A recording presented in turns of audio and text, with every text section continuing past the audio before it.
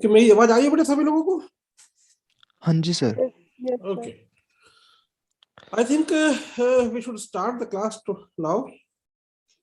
तो प्रॉब्लम जो कल वाली प्रॉब्लम थी स्क्रीन शेयर की, वो अभी भी एग्जिस्ट करती है। प्रॉब्लम यह है कि मैं ही उसको मतलब देख नहीं पाया कि कैसे ठीक करूं। It will take time. वो जूम का इशू है या सेटिंग का इशू है, आई एम नॉट श्योर। वो कहीं सेटिंग में ही कुछ गलती है, जैसा मुझे एक दो लोगों ने बताया। बाय द वे, कल आप लोगों को एक होमवर्क दिया गया था, उसके लेके कुछ किया आप लोगों ने? Yes sir. किया है, but the problem is how to share the screen, है ना, वो नहीं कर पाएंगे आप। किसने नहीं किया? मोहित, आपने कुछ काम किया है?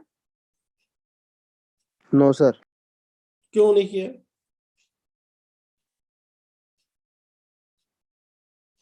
क्यों नहीं कर पाए? कल आप क्लास में थे? No sir. कल आप क्लास में क्यों नहीं थे? सर कल कनेक्ट नहीं हो पा रही थी सर मेरी। शुभम से दोबारा लिंक भी मांगा था, फिर भी नहीं हुई सर कनेक्ट। तो लिंक तो बेटा एक ही है ना, एक ही कॉमन है आपके ग्रुप पे, है कोई दूसरा लिंक है ही नहीं। There is only one link जो आपके ग्रुप पे अवेलेबल है, कोई दूसरा लिंक हाँ नहीं सर, है। बट उससे कनेक्ट नहीं हो पा रही थी, तो सर इसलिए फिर शुभम को दोबारा मैसेज करा सर, कुछ इशू आ रहा होगा तो इसलिए सर दोबारा लिया लिंक सर, जब भी नहीं हुआ सर। चलिए चलिए चलिए, तो डेली क्लास के लिए एक ही लिंक है और there is no other link. तो यहां तक, अच्छा आज की क्लास जो है यूट्यूब पे मैंने लाइव कर दी है, तो उसको हम बाद में लिंक अवेलेबल रहेगा, आगे चलेंगे जैसे सिचुएशन होगी। जो इशू कल था, कल जो हम डिस्कस कर रहे थे, derivation of demand curve using interference curve approach, पर आपको हल्का से ये बताया गया था कि with the help of Slutsky technique and with the help of Hicks technique, the derivation of demand curve can be done for all the three commodities in case of normal goods, inferior good on given goods. But the problem is, I'm having no idea to discuss this concept without the derivation of demand curve, because demand curve derivation is compulsory to discuss both the techniques, either Slutsky or Hicks.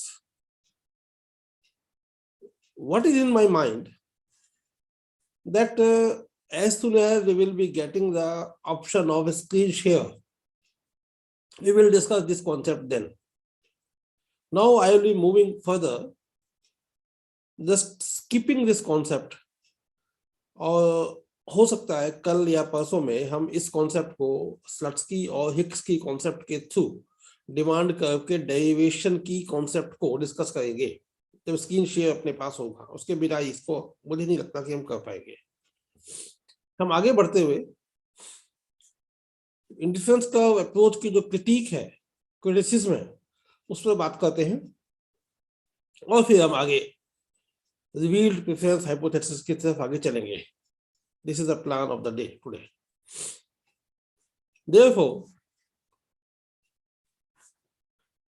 आप में से कोई student बताएं, what is the main criticism of indifference curve approach?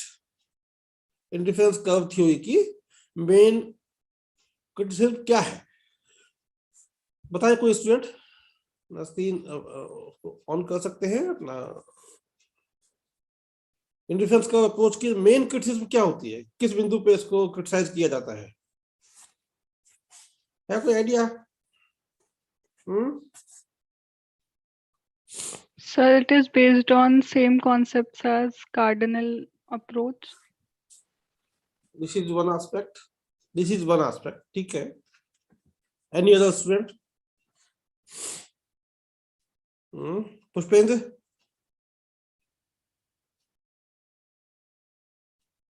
No. I think हाँ Pushpendra. Yes sir, सोच रहा हूँ पर अभी अच्छा, समझ में आ नहीं रहा है। ठीक है ठीक है। बेसिकली हमें क्लियर होगा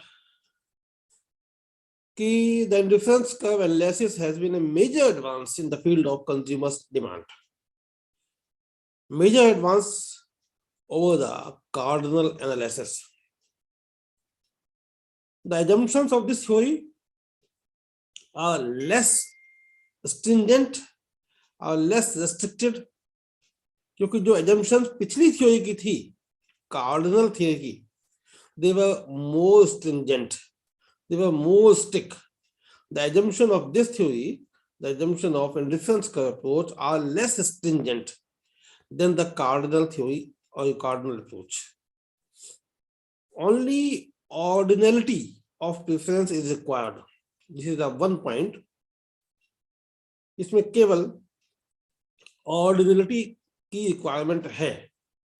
And the assumptions of constant utility of money, जैसा स्टूडेंट ने कहा भी अभी, the assumption of constant utility of money has been dropped. It has been submitted. ऐसा कहा जाता है.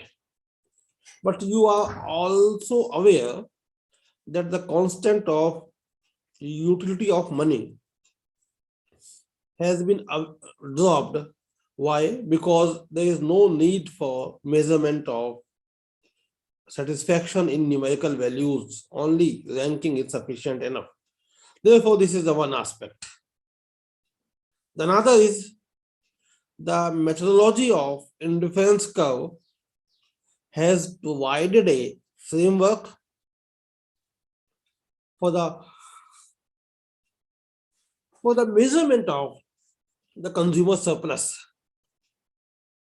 When we have to measure the consumer surplus, this methodology of indifference curve has given a framework, which is important in welfare economics as well. When we understand the concept of welfare economics, what do we mean by welfare economics? What is the concept? Do we have any idea? Welfare economics का कुछ idea है कि क्या चीज होती है? Basically, welfare economics is the branch of economics which deal with the Pareto optimality. Pareto optimality defines that in society, when we want to increase the amount of gains to the human, जब हम लोगों का भला करना चाहते हैं, if there is a situation in which the welfare can be increased without decreasing of anybody, किसी का भला को कम किए बिना, किसी के कल्याण को कम किए बिना, जब हम दूसरे व्यक्ति के कल्याण में वृद्धि कर पाने की स्थिति में होते हैं, अगर ऐसा है, then it is the part of, it is the study of welfare economics. It means simply, इसका साफ साफ अर्थ है कि in economics there is no free lunch. Whatever we gain, हमें जो भी मिलता है उसकी हमें कॉस्ट पे करनी होती है. If economy is in the situation, then we are gaining without costing to the society, then it is the part of welfare economics. अभी यहाँ इतना ही काफी है समझने के लिए, और जब वेलफेयर इकोनॉमिक्स पढ़ने का समय आएगा तो उसको भी पढ़ेंगे. It's a different branch. तो the methodology of indifference curve has provided a framework for the measurement of consumer surplus, which is important in welfare economics. And this is the part, this is the via media through which the government policies are designed. To design the government policy, to help in designing the government policies, welfare economics is the way, and to support, to help in the concept of welfare economics, the framework of indifference curve is a significant tool. Because in case of indifference curve, we all know that we deal with the maximization of satisfaction or maximization of utility of an individual. In the same way, when we observe the maximization of utility of the community, जब हम समाज के कल्याण के maximisation की बात करते हैं, society के या इकोनॉमी के कल्याण की बात करते हैं, the same logic will be applied in difference curve analysis. Therefore, it has provided this methodology. This is a one positive point. Sir एक कुछ पूछना था मुझे। हाँ बेटा बोलिए। सर हम जो ये पढ़ रहे हैं criticism of indifference curve, sir ये किस सेंस में पढ़ रहे हैं कि इसकी कमियां बताने के लिए या फिर इसके एडवांटेज बताने के लिए पढ़? हाँ, अब ये समझ लीजिए कि मैं इसकी 2-4 एडवांटेज बताऊंगा तब क्रिटिसिज्म पे आऊंगा, ये ठीक है। जब हम क्रिटिसिज्म पढ़ रहे हैं तो इसका जो पॉजिटिव एस्पेक्ट है वो भी तो पता होना चाहिए, तब क्रिटिसिज्म पे आए ना जी। तो अभी तो आपको 2 बातें जो बताई गई, these are the positive aspects. ठीक है। In the same way, the most important theoretical contribution to this approach is the establishment of a better criteria for the classification of goods into substitute and complementary. Basically, there are some aspects through which this concept can be discussed, not only on the basis of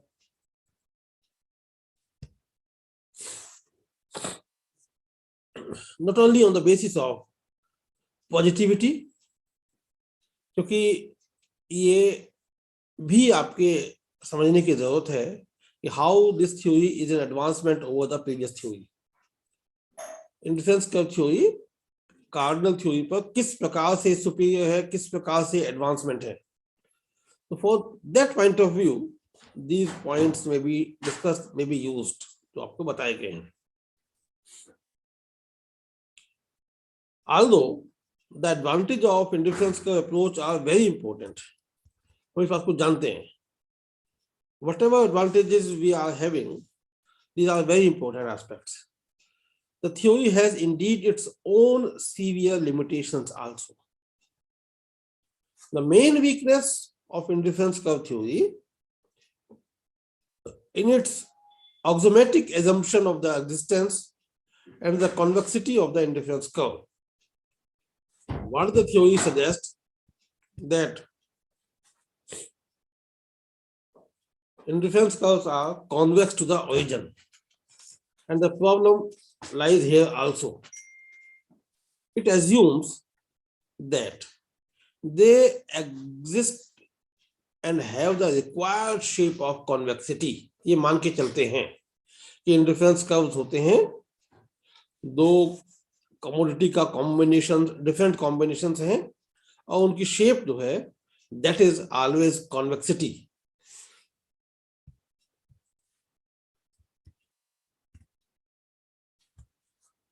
We all know that it is questionable. It is questionable whether the consumer is able to order his preference as precisely and rationally as the theory implies.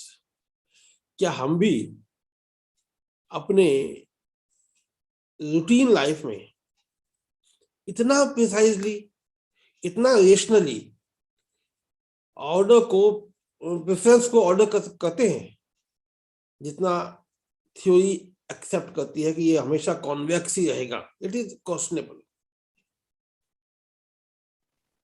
Also, the preference of the consumers change continuously under the influence of various factors. हम जानते हैं the preference of our preferences are being influenced by a number of factors.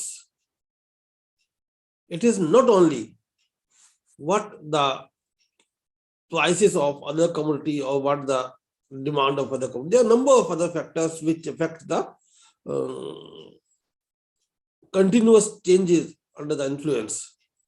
So that any ordering of these preference जो indifference curve approach में accept की जाती है, कौन सी ordering?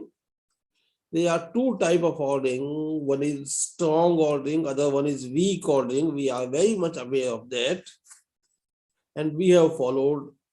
Hicks and Allen has followed the concept of weak ordering in explaining indifference curve theory. The next theory we will be moving in a short while, that is revealed preference hypothesis, which is based on strong ordering. यहाँ जो problem है indifference curve theory में, यहाँ जो problem है, that means any ordering of these preferences, जो भी ordering हो इन एक्स और वाई कमोडिटी की प्रेफरेंसेस की, even if it is possible, it should be considered as valid for the very short run. ये बात समझ आती है, ये शॉर्ट रन में तो पॉसिबल है. हम कहें कि it is always the fact, हमेशा ही ऐसा होता है, it is always questionable. This is one aspect. Finally, this theory has retained most of the weaknesses. हम जानते हैं कि जो कार्डिनल थ्योरी है उसकी कई वीकनेसेस थी. So this theory, the theory of indifference curve, has also retaining most of the weaknesses of the cardinalistic school, with the strong assumptions of rationality and the concept of marginal utility. वहां जो problem थी martial की theory में, वो problem rationality की concept को लेके थी कि जहां पहले ही मान लिया गया consumer has full knowledge of the market. A consumer is, there is no consumer who is having the complete knowledge of the market, but this is a very you can say tough, a very hard assumption, very strong assumption. Another assumption which was available in the case of cardinalistic school, that was a marginal utility, concept of marginal utility. अब उसको यहाँ पे क्या किया गया, उसको यहाँ marginal rate of substitution की फॉर्म में अप्लाई किया गया. इट मींस तो दोनों स्ट्रॉन्ग assumptions थी, रैशनैलिटी की और कॉन्सेप्ट ऑफ मार्जिनल यूटिलिटी की, दोनों स्ट्रॉन्ग assumptions की जो वीकनेस थी वो यहां भी एग्जिस्ट करती है. अनदर डिफेक्ट, दो बेसिक बात आई. Another defect of the indifference curve approach is that it does not analyze the effect of advertising, of past behavior, habit persistence, of stocks. इसका मतलब है साफ साफ कि जो भी प्राइसिंग है, एक्स कमोडिटी की प्राइसेस ये है, वाई कमोडिटी की प्राइसेस ये है, यहां तक तो ठीक है. But market में, we all know, it is not the price only which affects the behavior of the consumer. It is also the other tactics like effect of advertising. क्योंकि कई बार प्राइसेस ऊंचे होने पर भी हम एडवर्टीजमेंट से अफेक्ट होकर महंगी वस्तुएं खरीदते हैं. But the theory has not given any solution to this problem. Advertising के इफेक्ट को थ्योरी में डिस्कस नहीं किया गया है. This is another weakness. Next weakness can be discussed in the form of that what the consumer is behaving.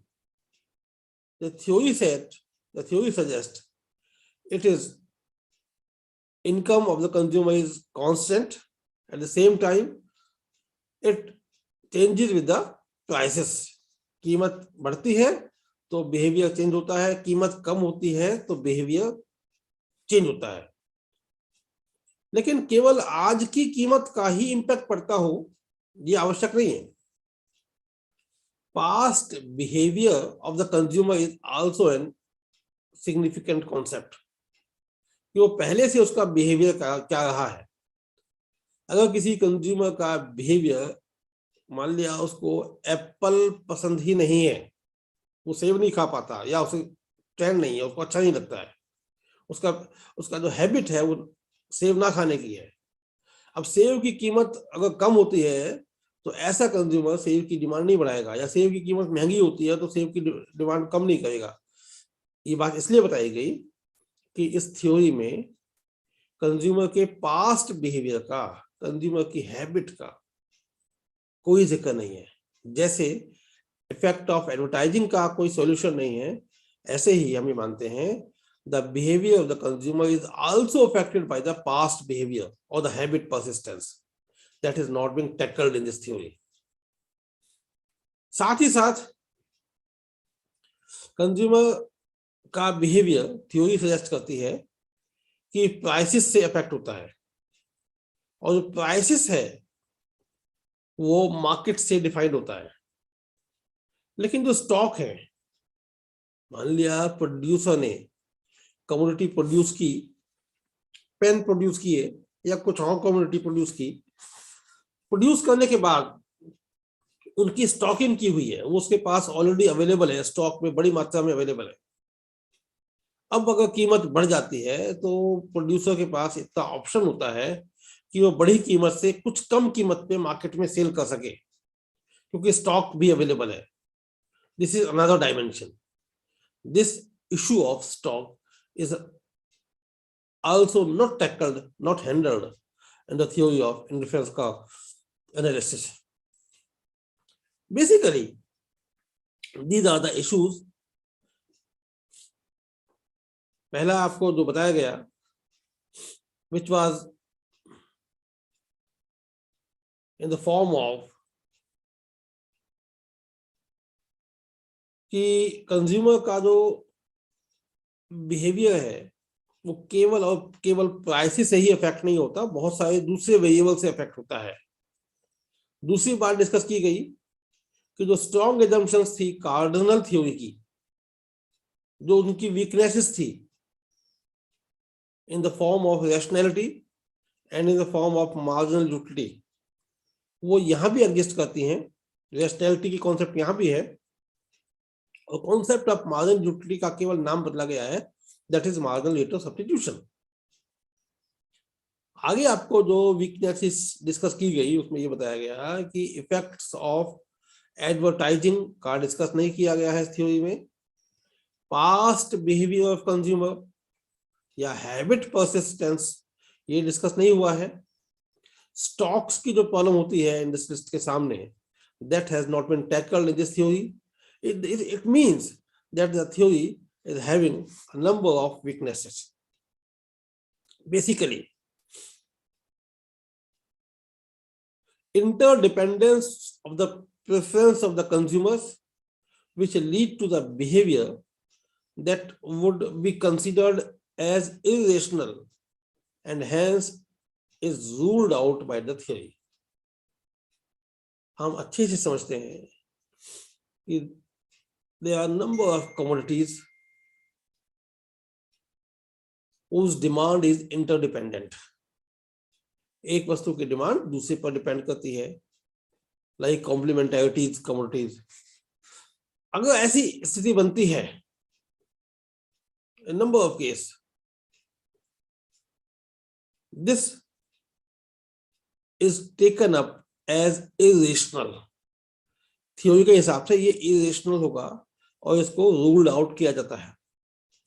इसका मतलब यह है कि the theory is based on the assumptions which are not too much close to the reality. तो reality से काफी दूर की assumptions हैं। On this ground, the theory is being criticized, and therefore the another theory came into existence in the name of revealed preference hypothesis. Now, what do we mean by the concept revealed preference hypothesis? Who gave this concept, revealed preference hypothesis? Do we have any idea? Next concept. Sir Samuelson. Samuelson. क्या हम समझते हैं कि revealed preference hypothesis और indifference curve answer कर दी थी मैं तो क्या हुआ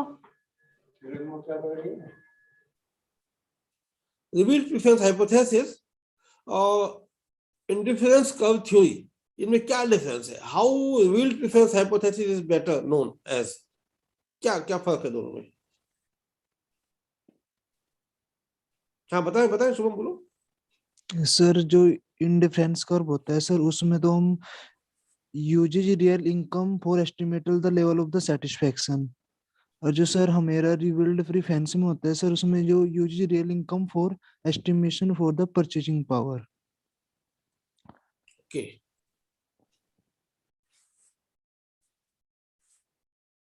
और कोई student? Any other student? Samuelson की थ्योरी इंडिफरेंस कर्व थ्योरी से किस प्रकार से अलग है?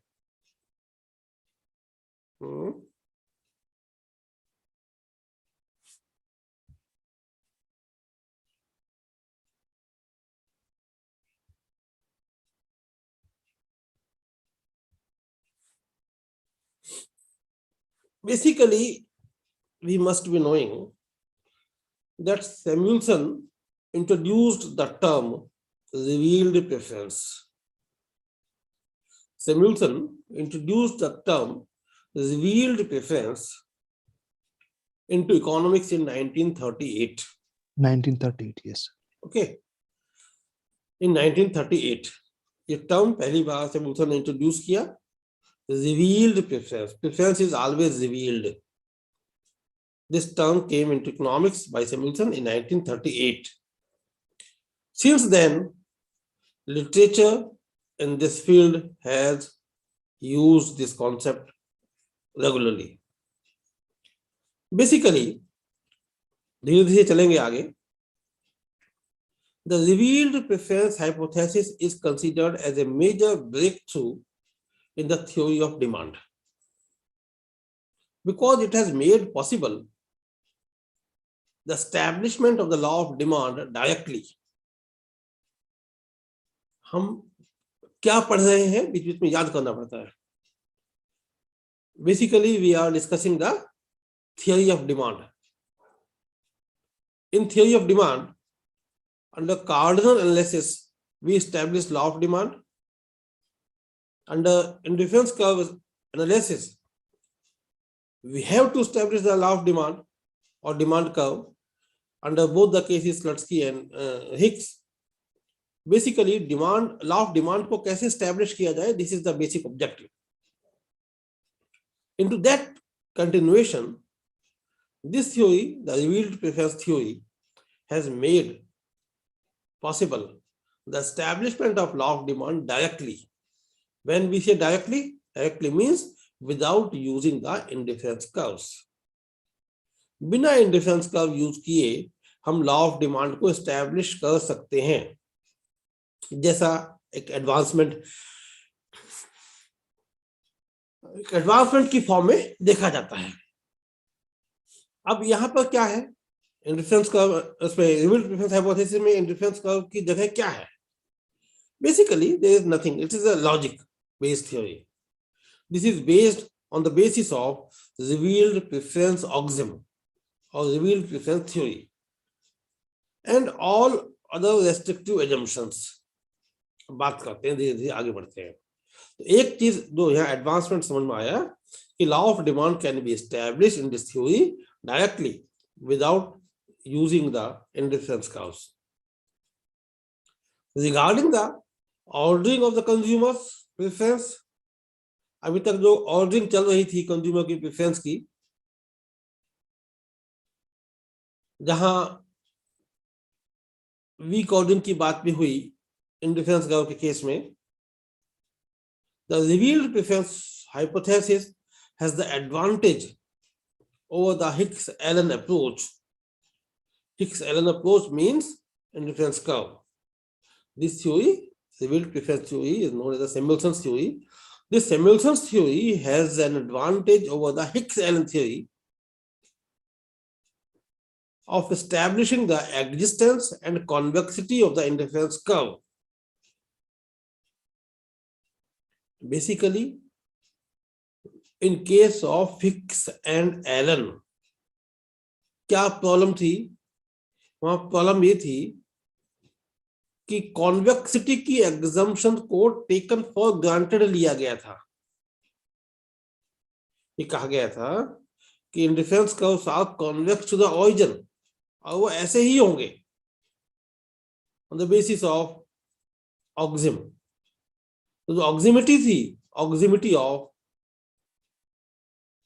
convexity of the interference curve, it was compulsory at that time, or at that in the theory of Hicks and Allen.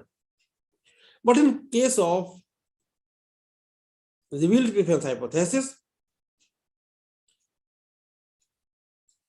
it does not accept them axiomatically. क्या meaning हुआ? इसका मतलब यह है कि बेसिक इशू में या बेसिक कॉन्सेप्ट में जो डिफरेंसेस हैं, इंटरफेरेंस कर्व के केस में कॉन्वेक्सिटी थी, तभी लॉ ऑफ डिमांड एस्टैब्लिश हो सकता था. यहां भी कॉन्वेक्सिटी है, लेकिन यहां उसको ऑक्सिमेटिकली एक्सेप्ट नहीं किया गया है. वहां इन case of Hicks-Allen it was axiomatically accepted. There was no other option, there was no other choice. This is not the case in here, Samuelson theory. Just to start with, Samuelson की theory को start करते समय हम देखें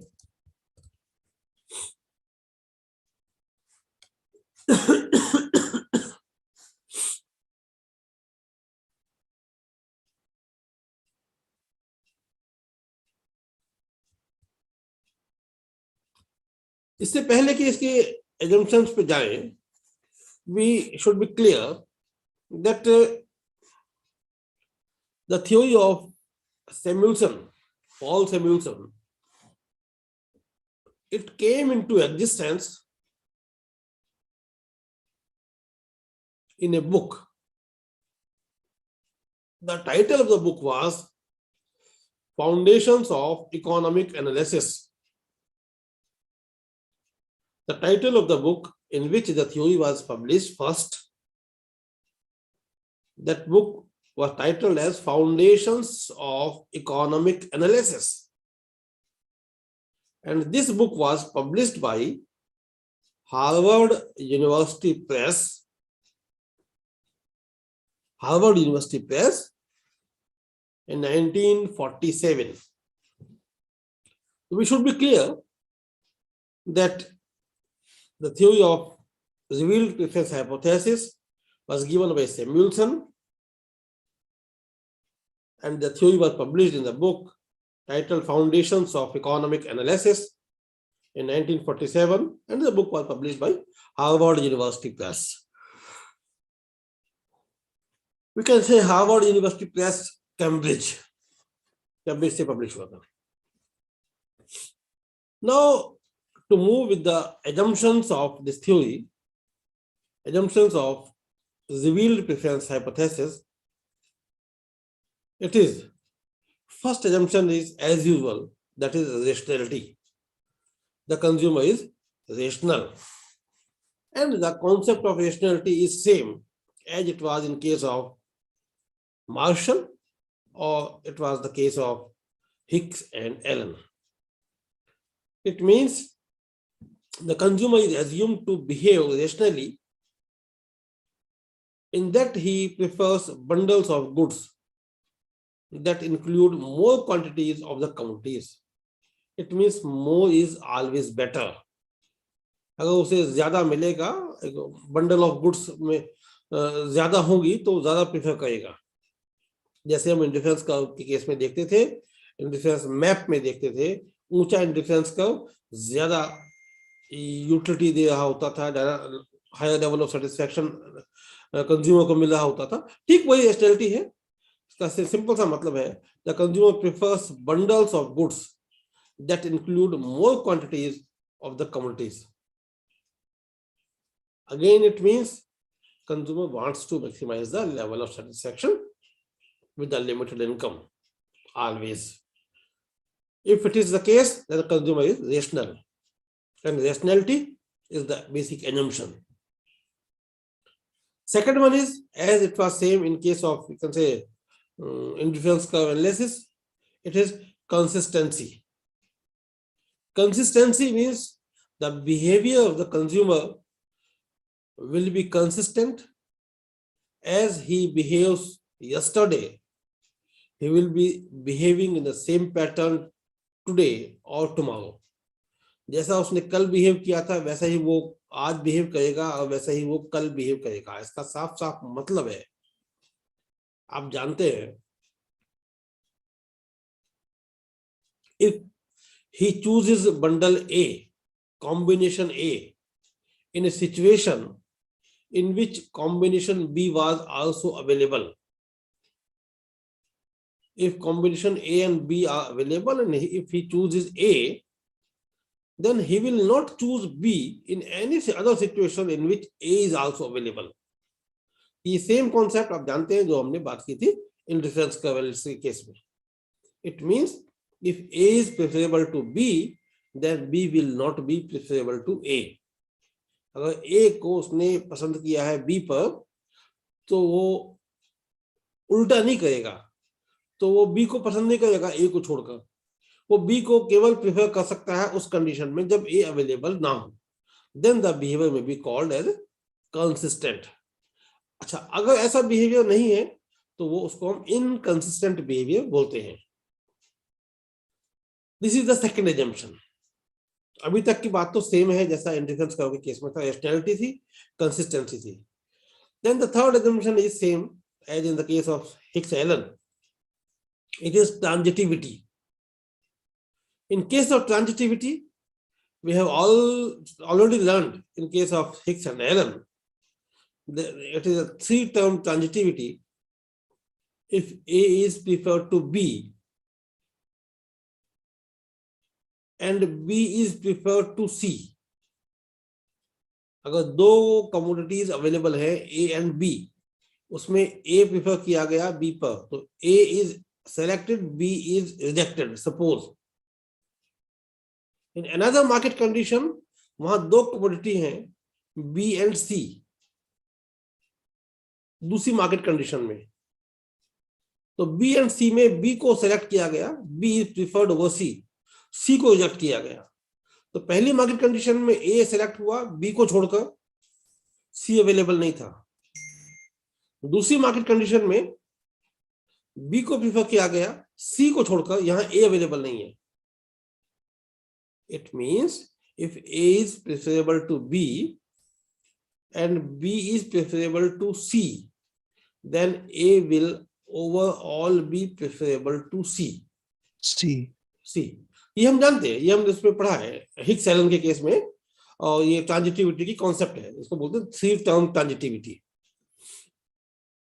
तो इस case में तब A ओवरऑल प्रेफरेबल होगा C के. साफ साफ एक ऐसा कहना चाहिए कि रीजनिंग की बात है, उसका बिहेवियर कंसिस्टेंट होगा. ऐसा नहीं होगा कि वो उसने पहले A पसंद किया B को छोड़कर, दूसरे केस में B पसंद किया C को छोड़कर, और तीसरे केस में वो C को पसंद करने लगे A को छोड़कर. वो फिर कंसिस्टेंट बिहेवियर नहीं होगा. तो बेसिकली कंसिस्टेंसी के बाद ट्रांजिटिविटी इसीलिए पढ़ते हैं कि if A is preferable to B and B is preferable to C, then A will overall be preferable to C. It is clear. You have already discussed in case of Hicks and Allen. तो यहां तक की जो बात थी, rationality, consistency and transitivity, ये तीनों concept, तीनों एजम्पशंस तो सेम थी जो हमने हिक्स एलन के केस में पढ़ी. हिक्स एलन का मतलब इंडिफरेंस कर्व में. Next assumption in case of revealed preference hypothesis is, that is the revealed preference axiom. The revealed preference axiom means, this is an assumption. It means whatever consumer chooses, वो जो भी चुनता है उसको reveal करता है. इसका मतलब है the consumer by choosing a collection of goods, the consumer collection of goods का मतलब combination of goods, the consumer by choosing a combination of goods in any one budget line, any one budget line का मतलब any one market condition, एक budget line का मतलब एक market condition, क्योंकि उसमें प्राइस रेशियो सेम है. एक बजट लाइन में price of X and price of Y fix हो गया. अगर दोनों में से किसी कमोडिटी का प्राइस चेंज होता है तो बजट लाइन चेंज होगी, तो वो दूसरी मार्केट कंडीशन होगी. In any one market condition और in any one budget situation, if consumer chooses collection of goods, this attitude, this action of choosing the collection of goods, consumer के द्वारा एक market condition में collection of goods का choose किया जाना, it reveals his preference. ये तो हम समझते हैं, तो जो भी कम्युनिटी, जो भी कॉम्बिनेशन चूज किया, ये जो कॉम्बिनेशन है, this combination reveals his preference, वो उसकी प्रेफरेंस को रिवील करता है कि उसकी प्रेफरेंस यही है फॉर दैट पर्टिकुलर कलेक्शन. जैसे हम इंडिफरेंस का केस में जानते थे, the point where price ratio and MRS was equal, that was the point which was chosen by the consumer. तो हम उस बात को अगर यहां बात करें रिवील प्रेफरेंस के केस में, तो हम ये कह सकते हैं कि वो जो बिंदु था, वो जो इक्विलिब्रियम का पॉइंट था, that point reveals the preference of the consumer for that particular collection, for that particular combination. तो बाय द वे, वहां इन केस ऑफ फिक्स्ड एरर, वहां पर कॉन्वेक्सिटी एक ऑक्सिम की तरह थी, एक थियरी की तरह थी, एस्टैब्लिश्ड फैक्ट था कि इंडिफरेंस का कॉन्वेक्स ही होगा. लेकिन यहाँ पर इन केस ऑफ जो जो जो एडवांसमेंट है इन दिस थ्योरी, यहाँ ऐसा नहीं है. There may be even there is no need for indifference curve. Without indifference curve, law of demand can be established on the basis of logic and reasoning.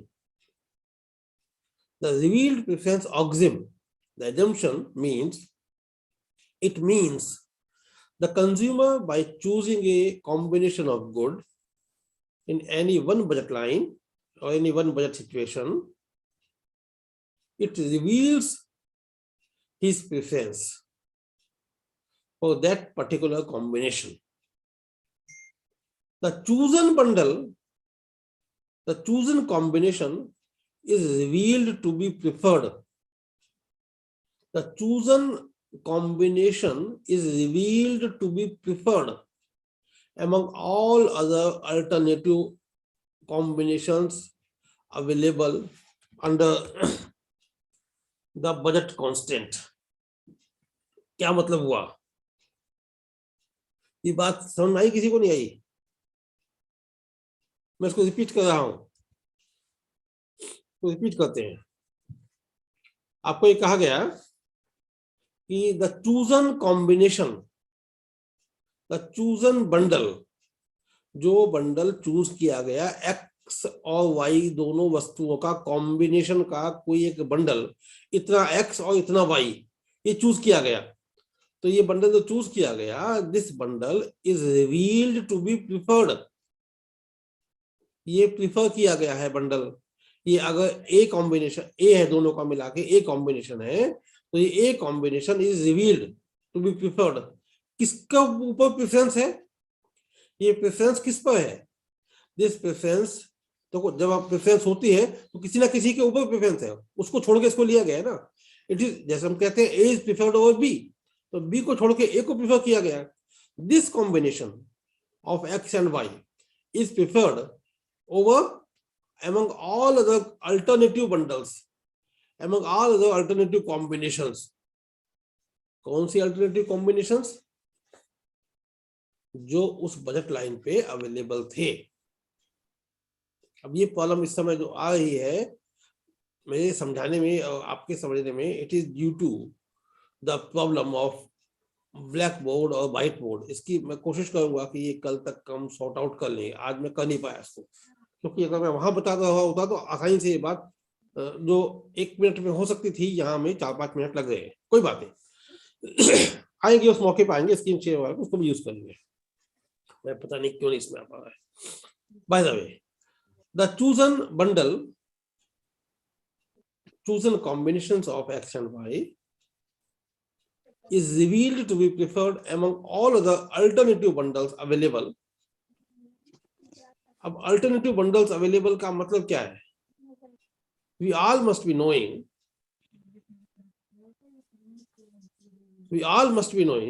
if there is one X and Y and there is a triangle. Triangle means budget line. Within budget line there is a triangle. Within this triangle and on the triangle means on the budget line. If the name of budget line is on X axis, it is you can say suppose B, on Y axis it is A. AB is budget line. On budget line and within the triangle means OAB. Okay, O is origin point. So OAB और साथ साथ OAB means within the triangle. OAB means within the triangle and AB means on the triangle. On the triangle and within the triangle. इस एक combination को जो choose किया गया है, इसको छोड़कर बहुत सारे अल्टरनेटिव कॉम्बिनेशंस अवेलेबल थे। उन अल्टरनेटिव कॉम्बिनेशंस को प्रेफरेंस ना देकर केवल इस कॉम्बिनेशन को प्रेफरेंस दी गई है। इट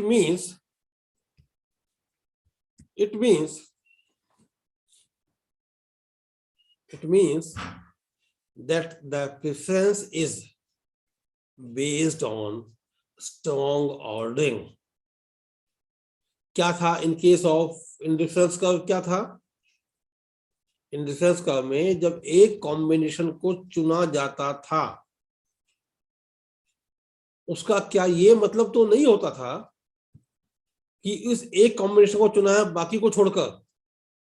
नहीं, in case of indifference curve,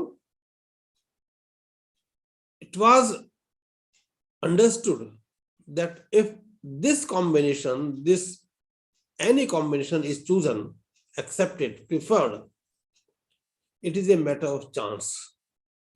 All other combinations were giving equal satisfaction to the consumer. और कंज्यूमर ने जो एक कॉम्बिनेशन को चुना है, it is a matter of chance. इसका अर्थ ये नहीं था कि बाकी कॉम्बिनेशंस कंज्यूमर को कम उपयोगिता दे रहे थे, वो भी बराबर की उपयोगिता दे रहे थे। It is a matter of chance कि उसने इसको चुन लिया। This was the explanation in case of indifference curve. But in case of revealed preference hypothesis यहां डिफरेंस है, क्योंकि आपसे कहा गया है एजम्पशंस के केस में रैशनैलिटी की एजम्पशंस, कंसिस्टेंसी की एजम्पशंस, ट्रांजिटिविटी की एजम्पशंस एक जैसी हैं, लेकिन जो फोर्थ एजम्पशन है रिवील्ड प्रेफरेंस ऑक्सिम की, यहां डिफरेंस है। इसका मतलब है जो भी प्रेफरेंस की गई, जो भी कॉम्बिनेशन प्रेफर किया गया, this combination is revealing the preference of the consumer. और जब कंज्यूमर अपनी प्रेफरेंस को रिवील कर रहा है, प्रकट कर रहा है, तो कंज्यूमर की ये प्रेफरेंस किसी ना किसी दूसरे कॉम्बिनेशंस के ऊपर है, उनको छोड़कर है। तो all other combinations on the triangle and within the triangle. On the triangle का मतलब on budget line A B, within the triangle का मतलब ओ ए बी, जो ट्रायंगल बनता है उसके अंदर जो कॉम्बिनेशंस है।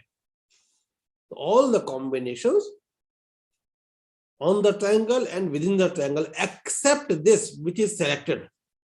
जो select किया गया है इसको छोड़ते हुए, तो जो select किया गया है this one is selected and all the combinations on the triangle and within the triangle are rejected. Now I use the term rejected. In case of indifference curve, I never use the term rejected. Indifference curve के case में कुछ भी reject नहीं किया गया था, वहां तो जो चुना गया that was matter of chance, और जो नहीं चुना गया वो भी equal satisfaction दे रहा था, तो वहां रिजेक्शन नहीं था. In case of revealed preference hypothesis, all other combinations have been rejected. There is only one combination which is selected. Again, दूसरी बात, जो सेलेक्ट हुआ वो सुपीरियर है. जो सेलेक्ट हुआ as per consumer, whatever combination is selected, this is superior. और जो रिजेक्ट हुए सारे कॉम्बिनेशंस वो इंफीरियर हैं, वो इंफीरियर हैं. इन केस ऑफ इंडिफरेंस कर्व जो रिजेक्ट हुए या जिनको नहीं चुना गया वो इंफीरियर नहीं थे, वो सब बराबर की संतुष्टि दे रहे थे. लेकिन यहाँ चेंज है. इन केस ऑफ रिवील्ड प्रेफरेंस हमें बिल्कुल क्लियर होना चाहिए कि चेंज कहाँ है, किस पॉइंट को लेके है. The major changes in the from the approach of strong ordering. यहाँ थ्योरी स्ट्रॉन्ग ऑर्डरिंग पर बेस्ड है. स्ट्रॉन्ग ऑर्डरिंग का मतलब आप दुकान पर गए, हम दुकान पर गए, जाके हमने उसे स्पेशली कहा कि हमें ये पेन चाहिए. सपोज एक पायलट पेन चाहिए, तो pilot pen is accepted and all other pens available in the market in the specific shop are rejected. सब rejected, उसको हमने देखा ही नहीं, वो rejected है हमारी. In case of revealed, in case of Hicks-Allen theory, in case of indifference curve theory, अगर इसी एग्जाम्पल को हम टैकल करें, तो अगर पायलट पेन की बात आती है तो पायलट पेन हमने चुना इंडिफरेंस कर्व में, लेकिन बाकी पेन को हमने रिजेक्ट नहीं किया था. बाकी पेन को हमने देखा, उससे कहा हमें 20 पेन दिखाओ, उसने 20 पेन दिखाए हमें, शॉपकीपर ने, उसमें से हमने एक चुन लिया. ये हो सकता है कि हम एक हफ्ते बाद दोबारा जाएं, वो वही 20 पेन दिखाए, उसमें से हम दूसरा पेन चुन लें. It is possible, but this is not the case in case of revealed preference hypothesis. यहाँ जो आज चुना गया वही 4 दिन बाद भी चुना जाएगा, क्योंकि बाकी को रिजेक्ट कर चुका है. जिनको आज रिजेक्ट किया है उनको कल नहीं चुन सकता अगर सेलेक्टेड कॉम्बिनेशंस अवेलेबल है तो. यही बात समझ रहे हैं आप लोग? बात क्लियर हो गई है? Yes sir. तो आपको, हाँ, जो मैं लगातार कोशिश करता हूँ, ऑनलाइन होने की वजह से रिपीट करना पड़ता है, तो केवल उसका एक ही कारण है कि वो मैसेज कन्वे होना चाहिए, आपके माइंड में सेट होना चाहिए कि जो भी आज चुना गया दैट इज रिवीलिंग प्रेफरेंस. जो उसका नाम ही है revealed preference. The preference is revealed over all other alternatives available on the triangle and within the triangle. जितने भी अल्टरनेटिव्स अवेलेबल हैं उन सब पर प्रेफरेंस रिवील करती है. It means all other alternative combinations have been rejected. They were inferior, and there is only one combination which is superior, that is selected. Therefore, the chosen basket of goods, whatever basket of goods has been chosen, it maximizes the utility of the consumer. The chosen basket of good maximizes the utility of the consumer. Again it means जो भी combination choose किया गया है, केवल और केवल इसी combination से कंज्यूमर की यूटिलिटी मैक्सिमाइज हो रही है, बाकी से नहीं होगी, क्योंकि उनको तो रिजेक्ट कर चुका हो. अगर कंज्यूमर, क्योंकि ultimately we have to reach at a point where the consumer is in equilibrium. उपभोक्ता संतुलन में कहाँ है, वहां हमें पहुंचना है. तो उस पॉइंट को माइंड में रखते हुए हम अगर देखें तो जो पॉइंट, जो कॉम्बिनेशन एक्स एंड वाई का, जो basket of good X and Y की सेलेक्ट की गई, प्रिफर की गई, उससे कंज्यूमर की यूटिलिटी मैक्सिमाइज हो रही है। उसके अलावा बाकी जितने कॉम्बिनेशंस अवेलेबल थे जिनको नहीं चुना गया है, अगर उनको चुना जाता तो पहली बात तो ये थी कि हमारी एजम्पशंस ब्रेक हो जाती है कि behaviour of the consumer is not consistent, वो कंसिस्टेंट ना होता। जैसे ही उसने एक जिसको आज चुना उसको छोड़ के दोबारा चुनेगा तो वो कंसिस्टेंट नहीं रहेगा। But it was not the case of indifference curve. The revealed preference for a particular collection of goods implies the maximization of the utility of the consumer. ये बिल्कुल हमें दिमाग में सेट हो जाना चाहिए कि हमने अब अपनी थ्योरी बदल ली है। थ्योरी जो हिक्स एलन की थी वो अब रिवील्ड प्रेफरेंस की थ्योरी पढ़ रहे हैं। रिवील्ड प्रेफरेंस थ्योरी में the revealed preference theory for a particular collection of goods, X and Y का कोई भी कलेक्शन है गुड का जो सिलेक्टेड है, it implies the maximization of the utility of the consumer. Again ये तो बात हिक्स एलन में भी थी, जो चुना गया वो मैक्सिमाइज करता था कंज्यूमर के यूटिलिटी को, लेकिन बाकी जो कॉम्बिनेशन थे वो रिजेक्टेड नहीं थे, वो भी बराबर का संतुष्टि देते थे। वो केस यहां नहीं है। तो मेरे ख्याल से जो बेसिक डिफरेंस है, मैं आपसे एक बात कहूंगा before leaving the class, the basic difference है in the assumptions of revealed preference hypothesis, वो हमें आई एम नॉट श्योर मैं कन्वे कर पाया हूं कि नहीं। रितु बताओगे बेटा क्या डिफरेंस है? Ritu?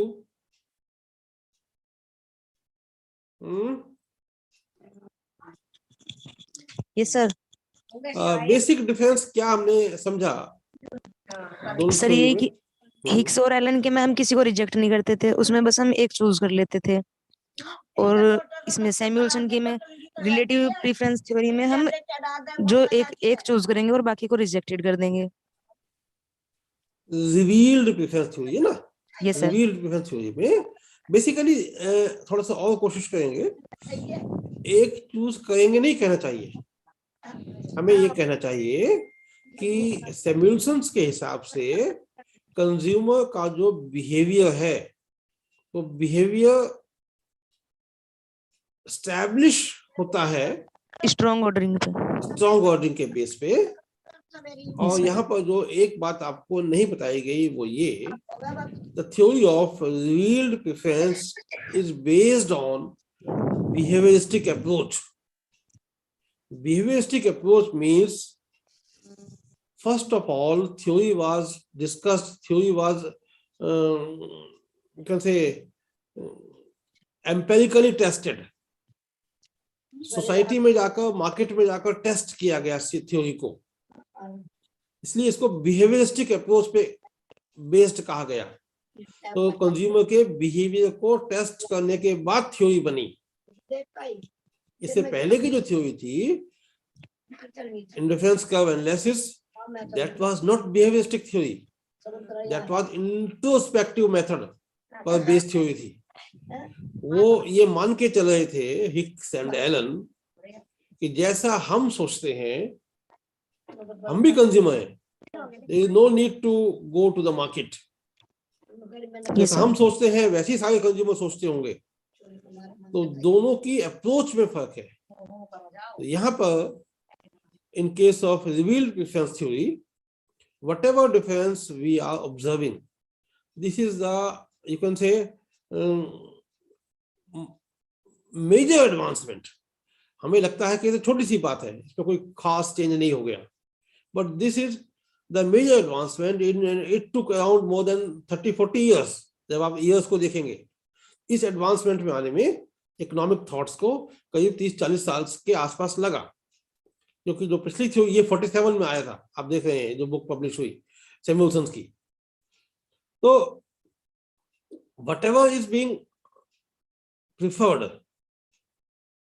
Whatever combination of X and Y is being preferred, this is preferred, and this is revealing the maximization of the consumer, and all other combinations either on the triangle or within the triangle. ये जो मैं लगातार बोल रहा हूँ on the triangle with in the triangle, हो सकता है आप समझ रहे हो, अदरवाइज मैं कोशिश करूंगा जब स्क्रीन शेयर वाला ऑप्शन ऑन होगा मोस्ट पॉसिबल कल, तो उसको वहां कोशिश करेंगे समझाने की। फिर भी ऑन द ट्रायंगल का मतलब budget line, with in the triangle का मतलब ओरिजिन को ले लिया आपने और जो ट्रायंगल बन गया उसकी बात होती है बार बार। तो ऑन द ट्रायंगल और विद इन द ट्रायंगल जितने भी कॉम्बिनेशंस है जिनको लीव किया गया है, जिनको प्रेफर नहीं किया गया है, they all were inferior. Inferior means उनसे जो सेटिस्फेक्शन मिलता वो मैक्सिमम नहीं होता। ठीक है, यस सर। किसी एक आध स्टूडेंट से और पूछते हैं फिर आगे बढ़ेंगे। रितिका बताओ बेटा। तो मेन डिफरेंस ये होता है दोनों के बीच में कि आईसी में हम वीक ऑर्डरिंग फॉलो करते थे, उसमें क्योंकि सारे सेट्स हमें सेम सैटिस्फैक्शन प्रोवाइड कर रहे हैं तो हम कोई भी एक चूज कर लेते थे। रिवील प्रेफरेंस थ्योरी में सैटिस्फैक्शन सेम नहीं है, तो जो हमें सबसे ज्यादा यूटिलिटी देता है वो चूज करते हैं और कंज्यूमर की उससे प्रेफरेंस रिवील होती है। और जो ऑल्टरनेटिव बंडल्स होते हैं वो कंज्यूमर के हिसाब से इंफीरियर होते हैं और जो जिनको वो चूज करता है वो सुपीरियर होते हैं। तो ये मेन डिफरेंस है। ठीक है, आप लोग अपने अपने लेवल पे देखिएगा, इतना जो कि मटेरियल आप सबके पास है, कॉटसाइंस की हेल्प से ही मैंने उसको देख के ही बातचीत की आपसे, तो सब आपके पास अवेलेबल है। एक बार देखिएगा इसको ठीक से, और मैं कोशिश करूंगा कि जो प्रॉब्लम हमारी स्क्रीन शेयर को लेके है वो सेटल हो, और कल हम